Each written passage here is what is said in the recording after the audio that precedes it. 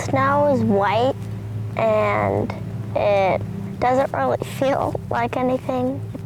It's usually pretty cold. It's usually under more like 30 degrees. So it's cold enough for it to freeze in the sky. And it's really variable, the way that it falls. The best kind is powder, fluffy and light and plentiful. And sometimes it's more packed, depending on how old it is. It's beautiful. It's so beautiful. It's magical. I mean, it is really gorgeous. Snow makes me feel is just a sense of freedom, a sense of inhibition. And I just am thrilled by it every single time. I walk out and I'm like a child again. My name is Elizabeth Fricke, and I have two daughters, Shelton and Abigail. Shelton's 12, Abigail's 9. I love being with my family in the snow, skiing with my girls, and my husband is psycho about skiing. We ski most weekends, and I really love that, just creating memories with our family that way. I probably started skiing when I was about 3 or so. I've been skiing for 6 years. I started skiing when I was probably 2.5, and it's been 10 years. Hey, how was that, Shelton? I'm gonna do it again. Did you like it? Yeah. What were you doing? Skiing. Who were you skiing with? Daddy. Who loves skiing? Me. Shelton, my oldest, is consistently waiting for me, so she officially is better than me. And Abigail is right in there and often waits for me too. And it's really awesome to see these two girls growing up in Montana and skiing the way they do. And they're both beautiful skiers, and I'm inspired by them all the time.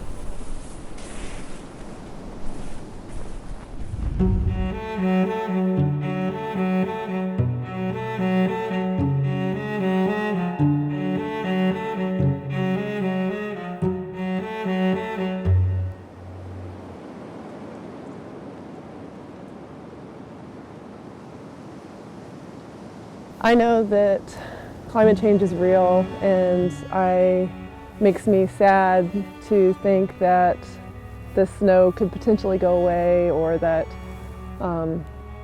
there's wildfires burning in different areas or floods happening in different areas of the world based on human choices. And so I just know that the consistency of the patterns of our weather are definitely changing at surprising rates, and it makes me sad for my own children and their children to not be able to experience the seasons that we have.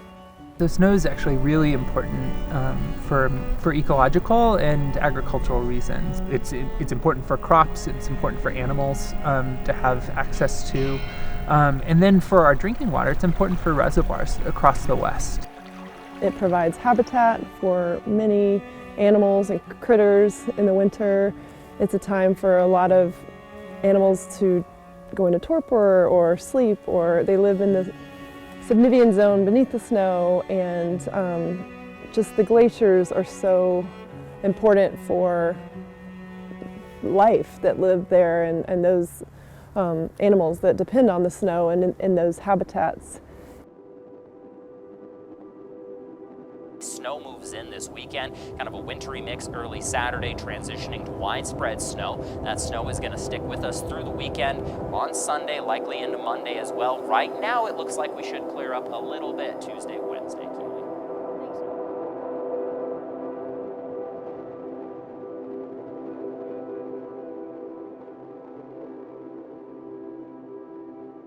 So from what you know now, what do our future winters look like?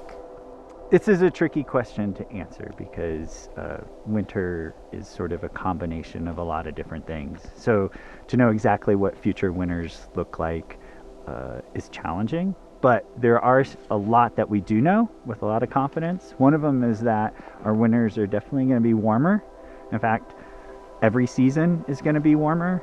So how that impacts our snowpack is a really interesting question, and one that we're still trying to figure out, because another thing that we think is that winter precipitation, or rain and snow, the combination of the two, is supposed to also increase here in Montana.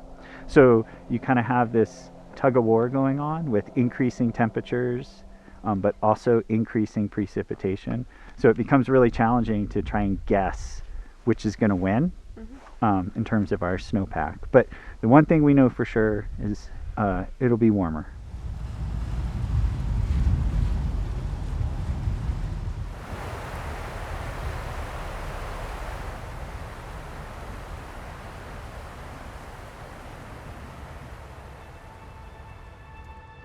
We expect there to be more what are called rain on snow events, which causes the snow to melt in the middle of winter. It's literally when you've had a lot of snow and then it rains on top of it and it starts melting from the top and bottom.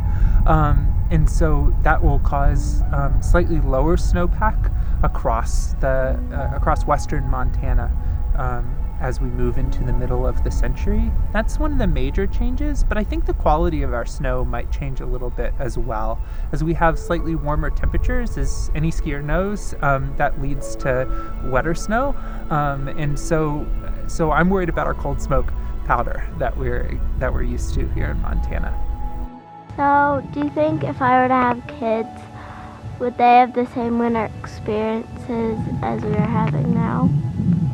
We know that our temperatures are going to be getting warmer.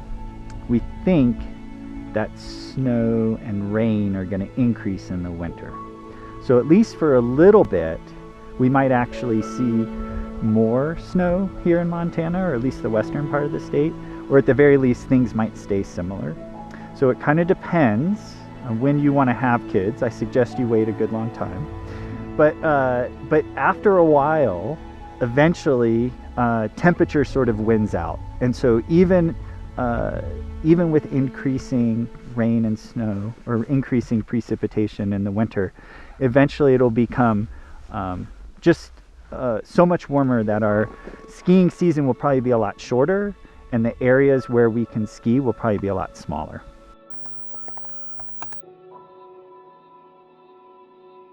The shorter seasons are a problem for our ski industry in Montana. At our big resorts, we've got snowmaking capacity. So we've got the infrastructure, snow guns to make snow and extend our season. At our smaller ski areas, we don't have a lot of that capacity right now. We're going to have the temperatures that allow us to make snow, but we actually have to build our infrastructure in order to support that. So we have to lengthen our ski season by making snow, and I think that's one of the big challenges going into the future. Another challenge is going to be potentially visitation at our smaller ski areas. I think it might increase because we've got other places across the Rocky Mountains that are no longer going to be viable for skiing, and yet people like my family growing up are still going to want to go skiing. So where are they going to go? The question that I have is how our smaller ski areas, whether and how they're going to bring in those ski refugees from other parts of the country.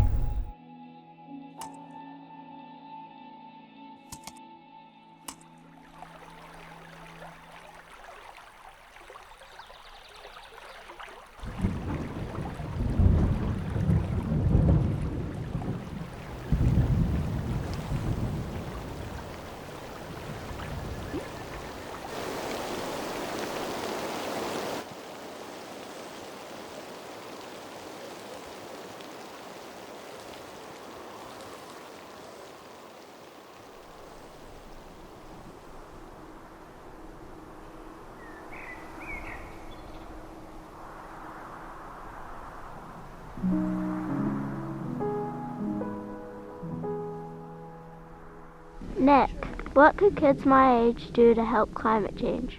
Okay, the first thing that you can do is you can play a lot in the mountains and the rivers. You can ski a lot, and you can have lots of fun, because that's what kids are supposed to do. So that's your number one job as a kid.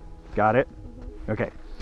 Then after you're done doing that, you might want to think about how you can make sure that you can continue doing all those fun things into the future and how your kids and your kids' kids might be able to have the same amount of fun.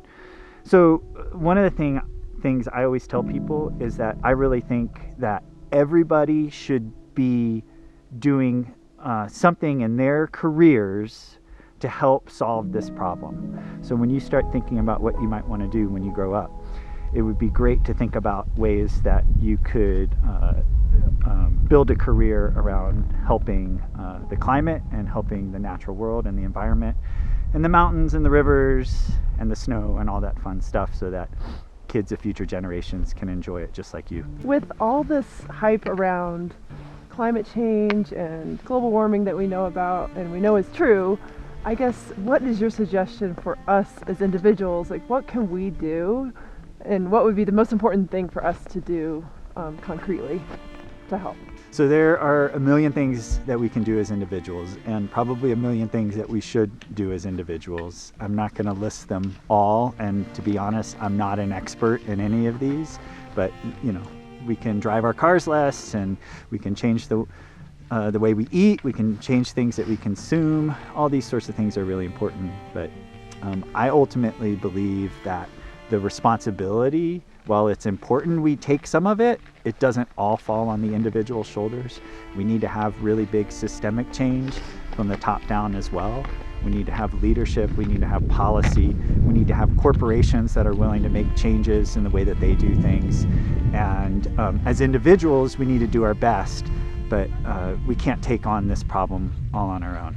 Yeah, I just think that education is so important, and if you can help this generation, then they can really, that peer leadership is so important, and they can help each other kind of change for the better, and especially with our habits, and not just like grabbing plastic bag after plastic bag, and just really realizing that things are not indefinite, that we have to make a change.